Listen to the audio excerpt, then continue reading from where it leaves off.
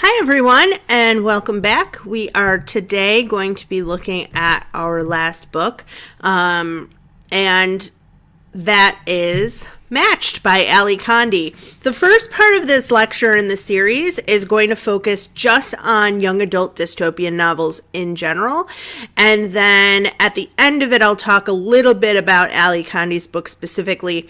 Most of the other lectures have been set up to look at the historical context of the books, but I really wanted to take a book that has been written in just the past couple of years. This book, I believe, came out in 2013 or 2014. It's the first of a trilogy. But instead of talking about the historical background or cultural influences, we're going to talk a lot about why this genre is so popular with young adults and why there are so many books out featuring young adults.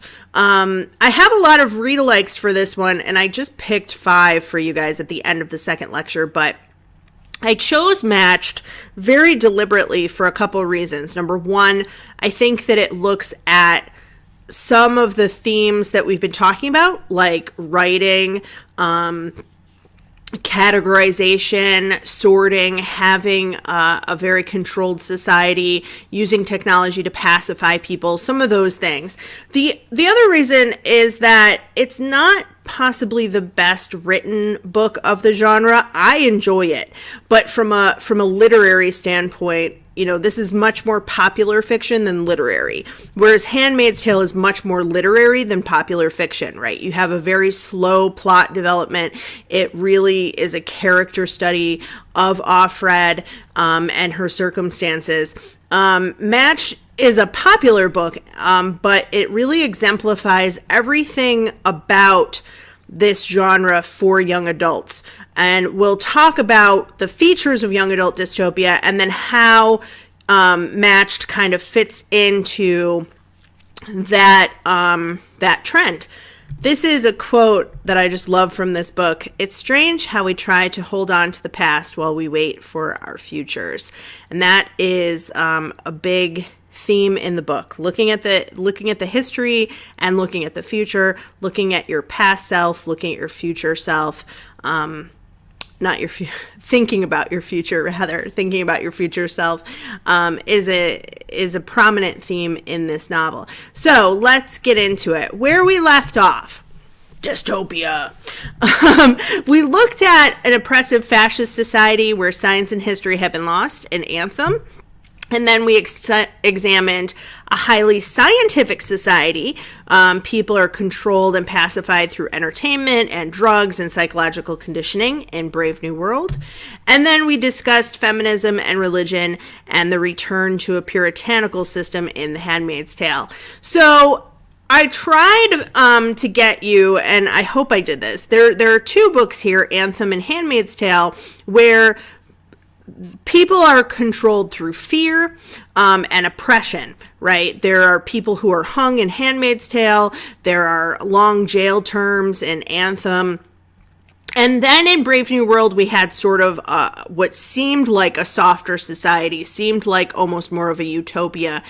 And that is what we're getting in Matched as well. So a lot of it seems like a utopia at first, whereas Anthem and Handmaid's Tale really don't. You can see where the society went wrong and where people were trying maybe to create a utopia. In Handmaid's Tale, I suppose it would be a Christian utopia, although they're not really Christians. In Anthem, it's kind of a utopia where they're trying to keep everyone peaceful all the time, right? So there are a lot of themes that this book has in common with Brave New World, and yet it's also from a female perspective like Handmaid's Tale. So there's a lot of comparisons to be made, and that's what I'm going to be asking you to do in your final papers. So the background and context. Newer dystopian fiction, as I said, it's often from a young adult's perspective. These are, it's a trend in books where there is usually more than one book, typically a series, often a trilogy, and it's most often written in first person. So I did a lot of research to look at why this trend occurred. And I think there's a couple reasons. First, you have a generation of writers, people who are my age and a little bit younger, who read books like Brave New World, Fahrenheit 451, 1984, and The Giver. The Giver is sometimes a middle school book, but oftentimes these things are taught in high school and sometimes college. So I think you have a lot of people who are interested, reading these things as they're developing as young adults and thinking about the world through this kind of a lens. The good in society, and then the evils in society, how those evils might be fixed, and then also how fixing them might cause even more problems, right? The other thing I think is that there are reasons that dystopian worlds appeal to young adults specifically because of their brain development, because of their psychological development, and even their physical development. There are some of the themes, many themes in dystopian worlds that in dystopian novels, rather, sorry. Many themes in dystopian novels that appeal specifically to this segment of the population. And I'm going to go into those in a little bit more depth. I'm also going to link for you guys on Blackboard a scholarly article about the increase in appeal of dystopian fiction for young adults. I think it's an interesting read. You don't have to read it, but if you have time, you can. So we have also seen this trend in adult fiction a little bit, but more so we've seen a trend of zombie fiction. The Walking Dead, in the past, I would say 10 years, right? The Walking Dead is just one example, but there are an iZombie is another one. Books and graphic novels and movies and TV shows. And I think what we're looking at here is this. In zombie fiction, you have a dystopia, but you have a dystopia where the world has fallen apart because of chaos. So it's horrible. It's not exactly dystopian fiction, but it's a horrible world where there's a return to base emotions and the id. If you think about the id, the ego, and the superego, the id is that thing that drives for us for basic things: hunger, shelter, and hunger, shelter, sex, those types of things, right?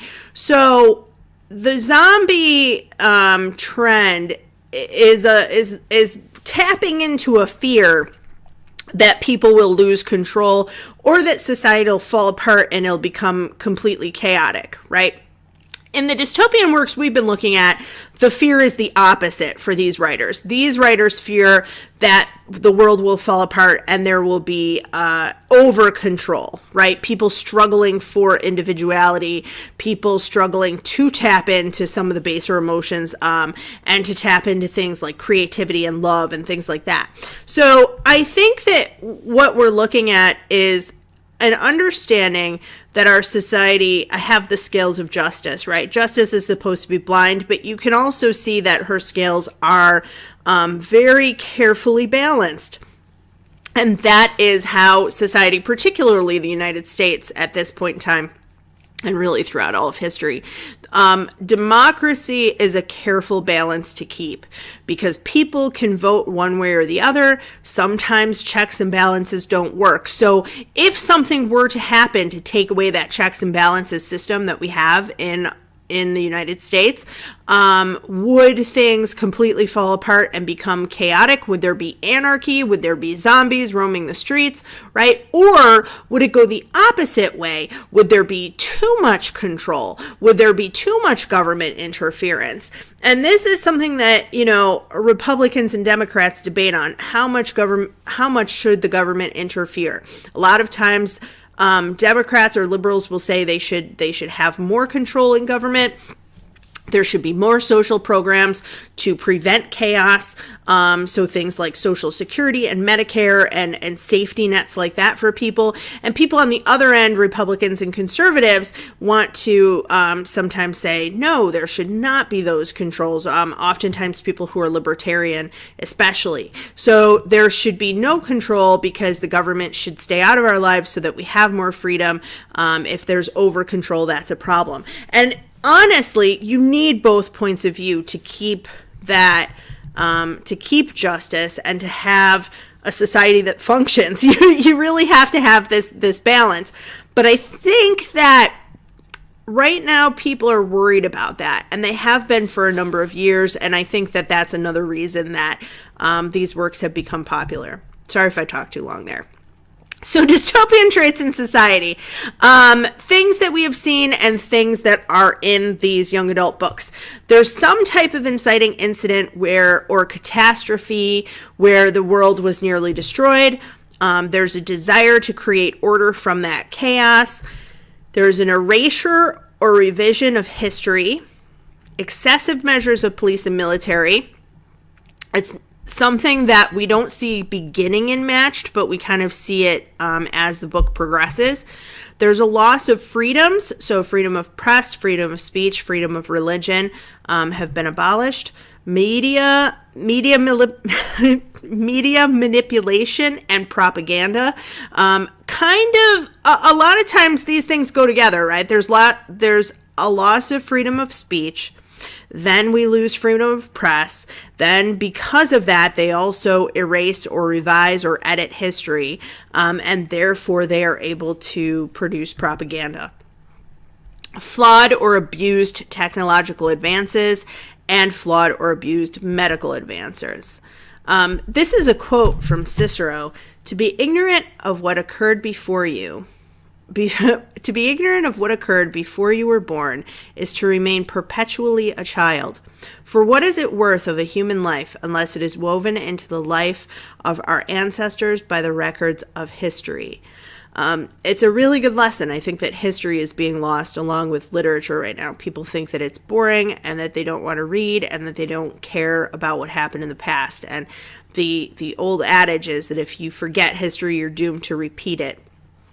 And I do believe that's true. So these are some of the traits that are in dystopian books, but particularly young adult dystopian books.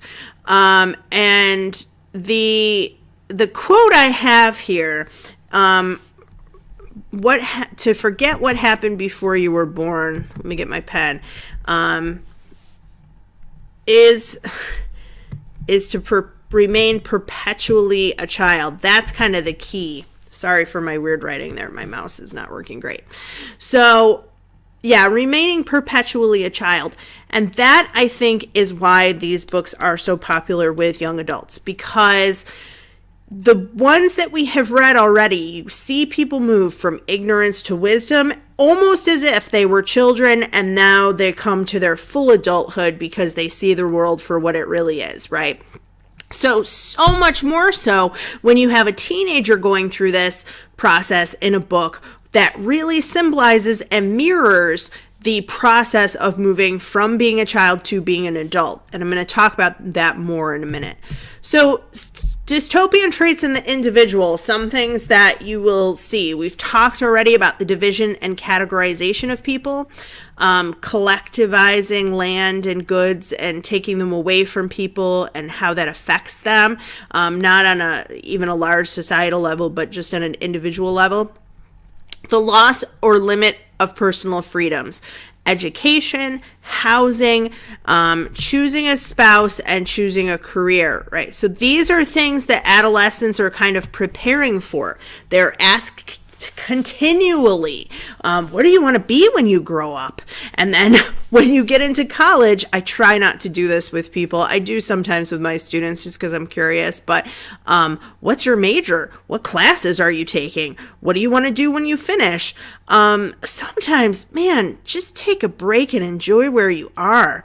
Like, don't worry as much about where you're going to be. If you have a business major, you can do a number of things. If you have a liberal arts major, you can do a number of things. I majored in theology the first time I went through school, and then I ended up working in a preschool for 5 years before I went to grad school for English. So, like, your journey can take you in a number of different places, and that's kind of like real life, right?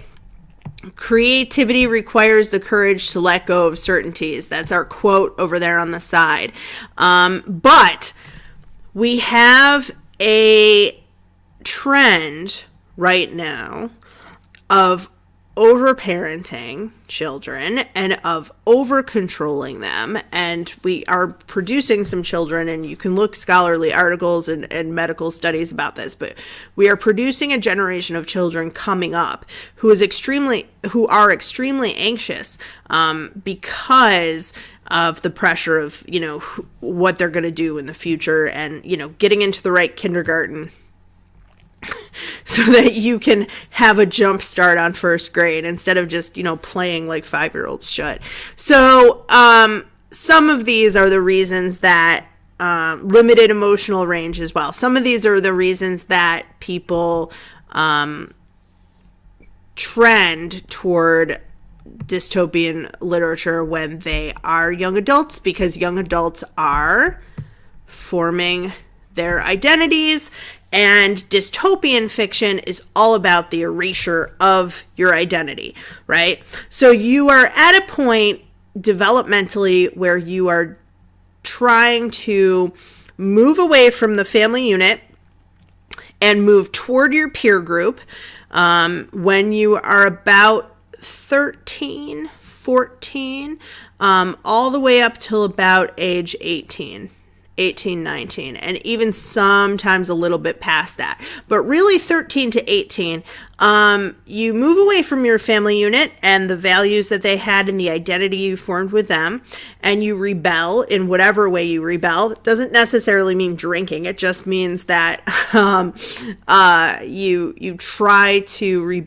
rebel against that identity because you want to form your own identity, which is hilarious because every person goes through this phase and they think they're rebelling, but it's like very typical. And then you move toward your peer group and you move toward identifying with them, and then you break from that peer group when you're about 18, 19, 20, and you start to form your own family, and then very often you return to the values that you started off with as a child when you're an adult, and sometimes not. Sometimes you can take things with you that you learned along the way and try to make a better life for you and your new family. But that is very often the life cycle. So thinking about that in terms of psychology and lifespan development and all of that, you can kind of see why these books would be attractive to young adults. Because the family units exist, but they are often highly structured, so there's no real love or bond between the family members. Now, that's different than what is going on in the book we're reading. In the book we're reading, they have allowed people to have a little bit more freedom so that the family units do actually have some love bonds, but the spouses have been chosen, the timing for children has been chosen, the number of children has been chosen, all of that kind of thing. So highly, highly structured. If you ever read The Giver, this is what happens in The Giver as well. So what's interesting to me about this, now we have a very nuclear family here, right? Mother, father, daughter, son. What's interesting to me about this is that there are not usually family units in other dystopian fiction. If you look at Brave New World, they don't have families, right? If you look at, they're raised in the conditioning center. If you look at Anthem, they basically are in orphanages and then they go to school, and then they are put in homes based on their profession. Handmaid's Tale has family structures, but those family structures have been torn apart and sort of reformed based on what the religion what the religious group says they should be, right? But in young adult literature, you always have a family unit, and that is extremely important because the family represents the young adult, the protagonist's childhood, and breaking with the family means breaking society's laws, and that is often a struggle. So emotions are manipulated or suppressed. You can see why that would appeal to teens who in some ways want and need emotional turmoil. The teenage protagonist in these books is often female, not always, but very often feels different, alone, or isolated. So even at the beginning of these books, there's something different about her. She feels like she doesn't fit in. She feels like nobody understands her. Does that not sound like your typical 16-year-old girl? I know for me it did when I was that age. The protagonist comes of age, realizes their emotions are outside the norm, and begins to long for something else. So again, developmentally, moving away from childhood, away from the family unit, and then toward something different. A lot of times this desire is expressed through creative arts. So writing a diary, writing poetry, becoming interested in music, performing art. In the Hunger Games, it's a little bit different, right? It's hunting and being out in the woods, but we're going to talk about that in a second. In the second part of this the second part of this lecture series about what the woods kind of represents. But yeah, a lot of times there's something like that that's going on. So they begin to express themselves in ways that are forbidden. And that's kind of the important point there. That's a form of rebellion, is having personal expression and creativity to express their individuality, because they're different than everyone else. So they begin to fight against the system that they once enjoyed the benefits of, and very often they become entangled in a rebellion, which may be structured to look a lot like the original system. They're very often used as puppets because they're not adults and they're not completely functioning in the adult world. They're still thought of as children in many ways. And so because of that, you don't have full empowerment of the hero.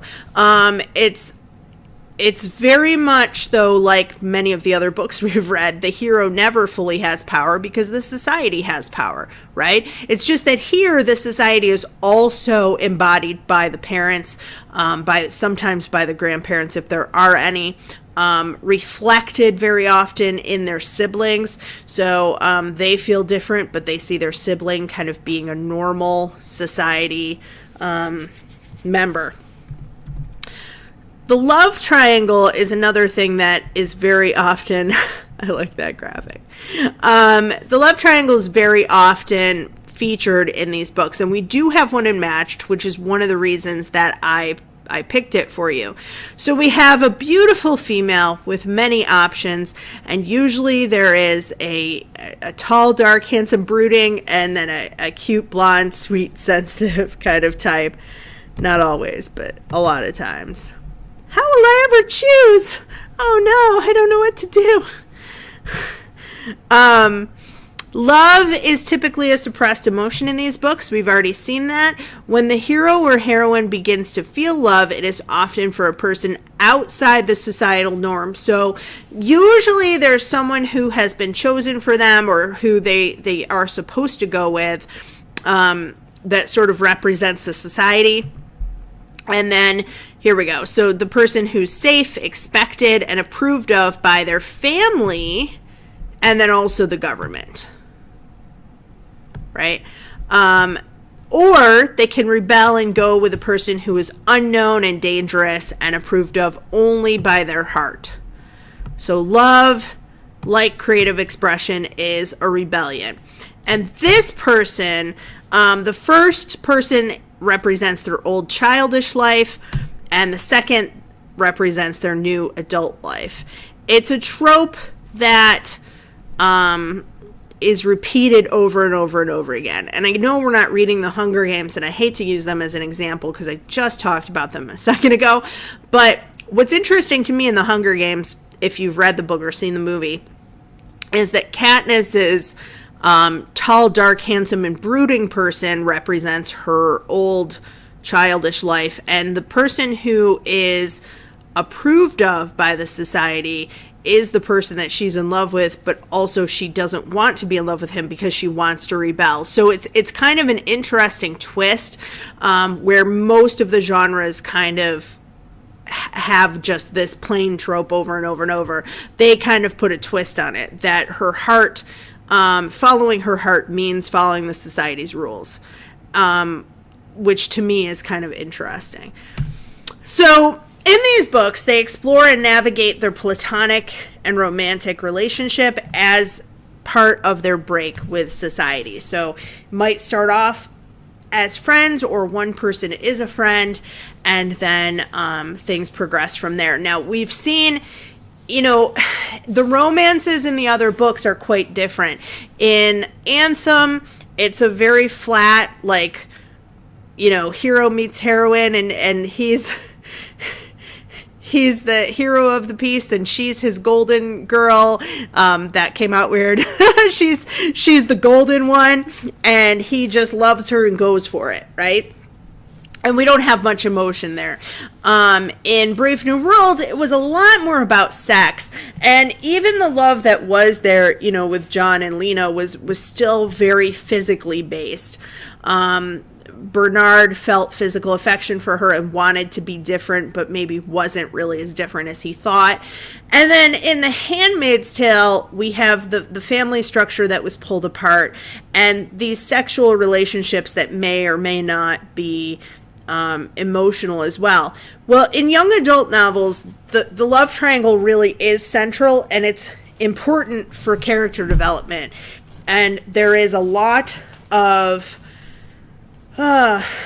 brooding and sighing and moaning about what we're going to do, about how we feel, and being confused about how we feel. But again, as something that appeals to young adults, they're figuring out their emotions for the first time. They may have conflicts like this in real life. I am attracted to my friend, somebody who's been my friend for a long time. There's a new boy in class, and he rides a motorcycle, and he's kind of cute, but my parents don't approve, right? That kind of thing. So in this story especially, the love triangle is going to be central.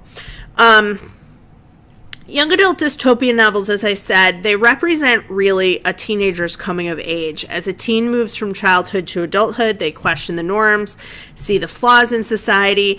And this is a diagram of what's called the hero's journey. I teach this a lot more in my children and young adult class. We spend quite a bit of time on this. And I wish that we had had a little more time in this class, because I think that you can kind of see this journey over and over and over again in the books that we've read. So to go through a little bit of this, there's the ordinary world, and somehow they're called to adventure. So if you think of Harry Potter getting his letter, it's not every day your young man turns 11. Or if you think about in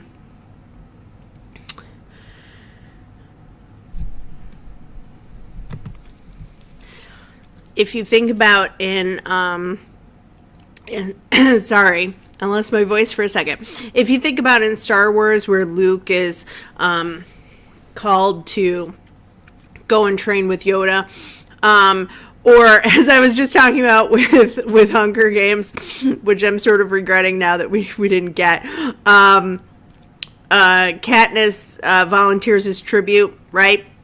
There's something that calls them away from their normal world.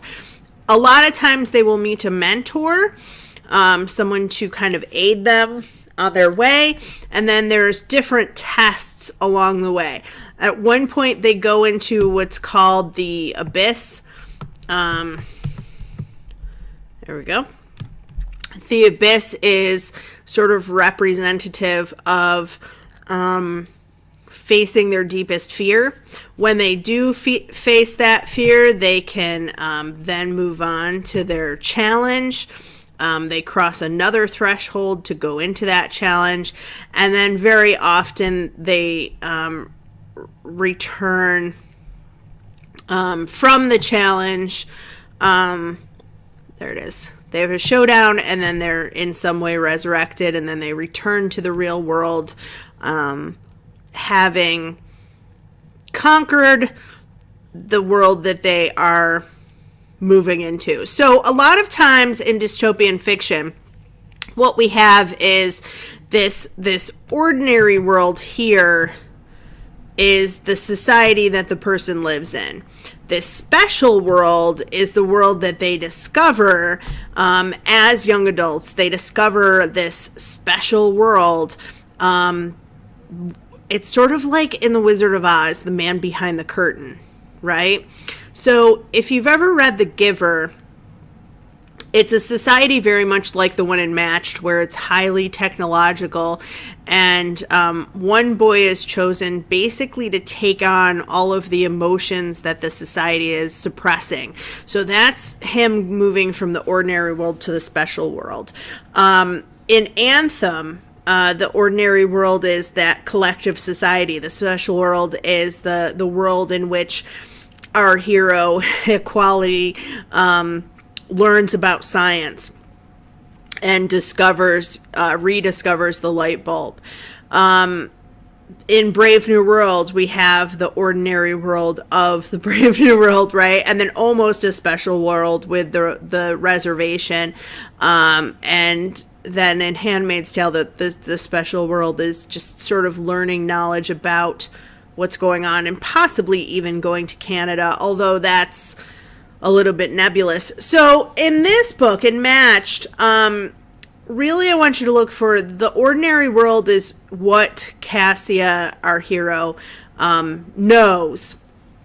What she knows about her life.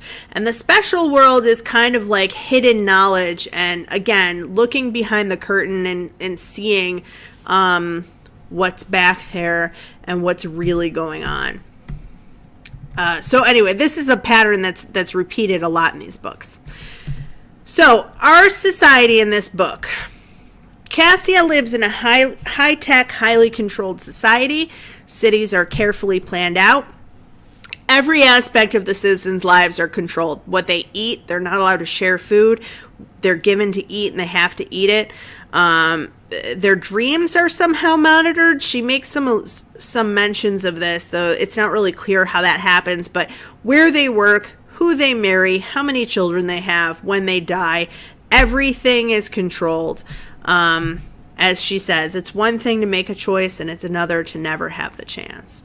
Citizens are matched when they're 18. They marry when they're 21, and they have to have children by age 31, or they're not allowed to have children. There was a war, and the war is still going on, but the society was created several generations before. People are allowed a few freedoms. So in a lot of ways, as I said before, this is a much softer version of a dystopian society. So there are some songs that are left. Even though a lot of the songs are propaganda, there are some songs that are left. There's art through the 100 paintings.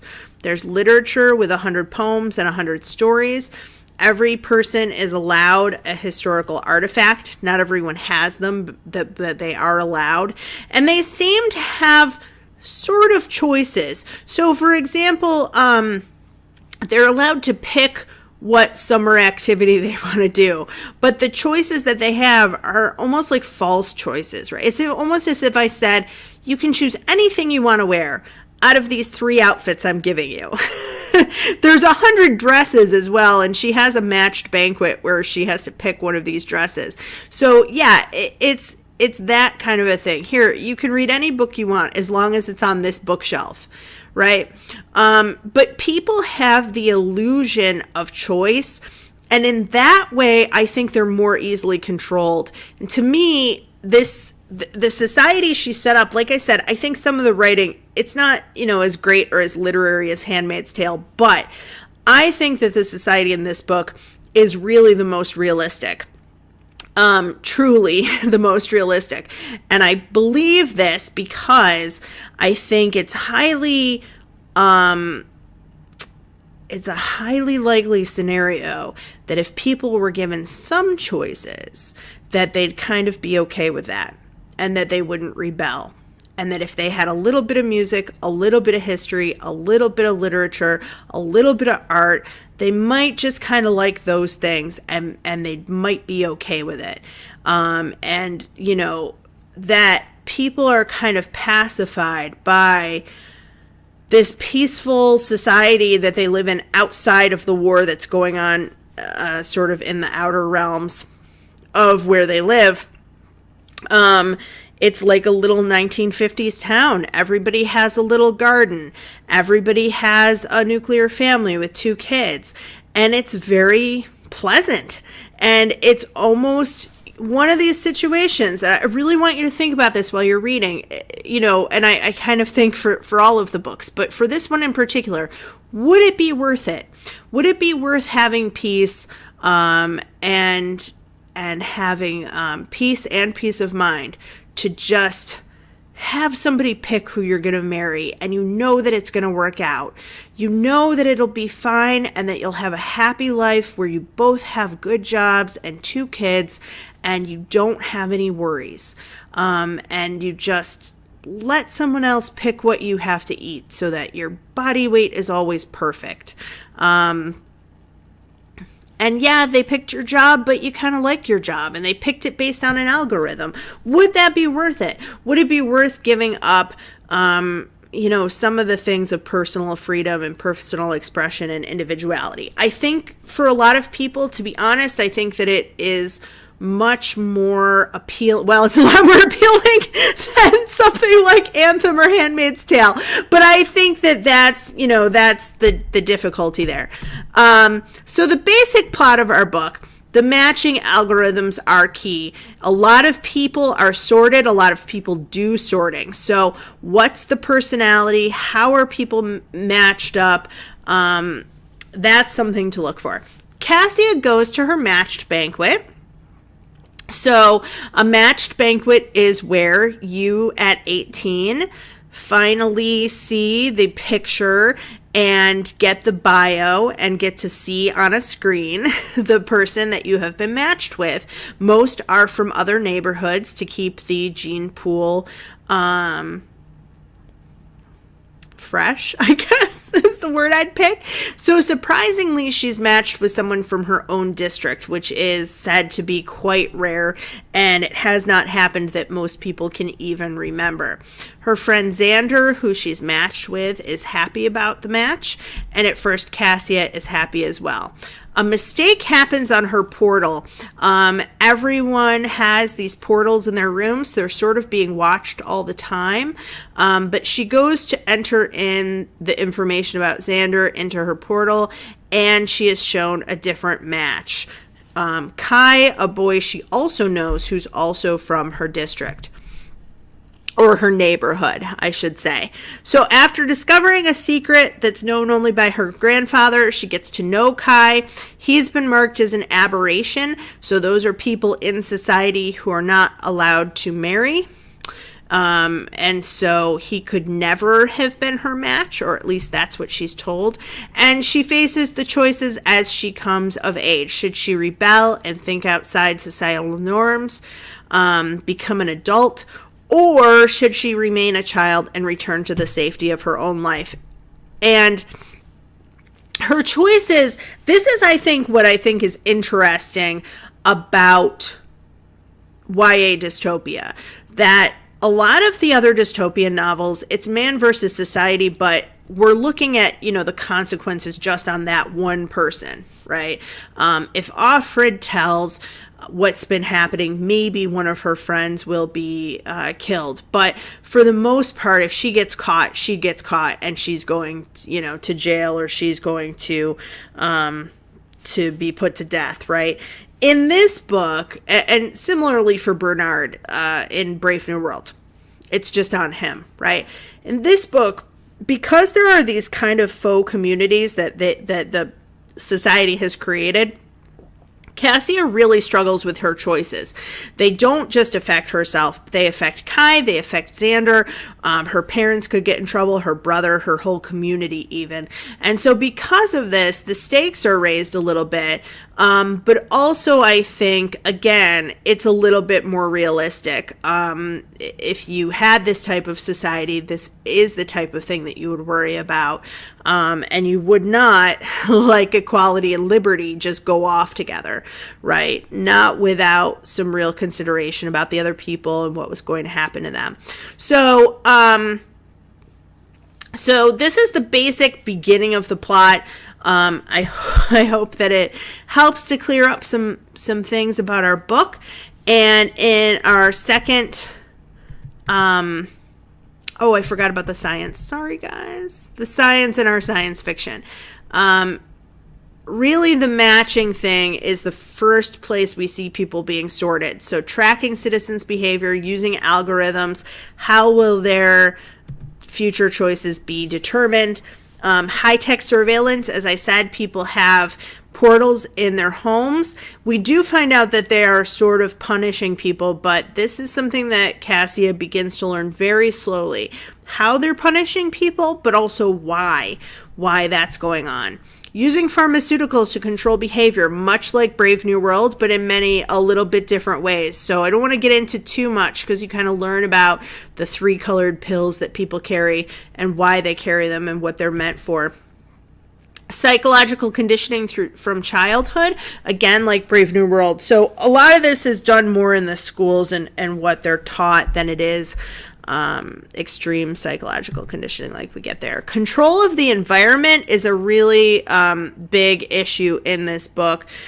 And I think it's a big issue, but it's also sort of in the background. To me, it's in the background through the entire series, and it kind of comes to the forefront a little bit more in the last book. But look for how people are controlling the environment or trying to.